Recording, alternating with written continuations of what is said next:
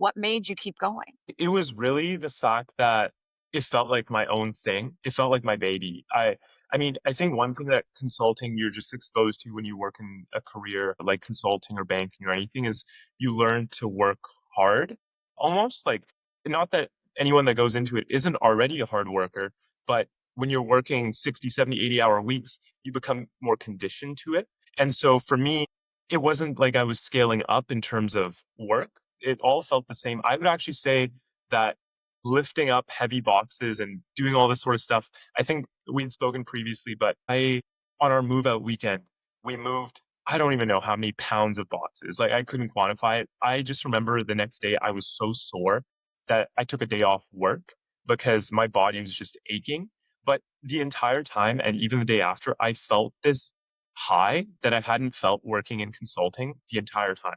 And it was all because it was my own thing.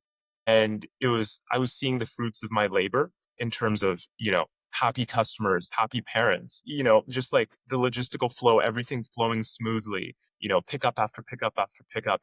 So everything that I planned for was kind of unfolding in front of me. And that's what brought me a lot of satisfaction, kind of made me want to go like all in on it. In terms of, I would say like, um, you know, the website and all the admin stuff. And that was definitely a scaling issue. We put up a website. I just started like the Squarespace site. It was super basic at the start. There was no back end. We were doing everything on Excel in terms of tracking orders. So it was a bit of a nightmare to learn how to use Canva to do our marketing. Then we started going out on campus and like filming each other, doing social media content just to gain awareness of our brand.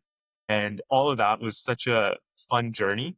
Um, so yeah, it was just fun. Did you go onto the bench at Deloitte, or were you doing this while in your on your nights and whatever nights you had and weekends? Yeah, so it's funny. I was gonna be going on the bench, like no project for I didn't know how long. That's when we had this idea, and when we were distributing kind of flyers and going around campus, I was on the bench, but a project started like literally not a week after. And so I didn't have any downtime.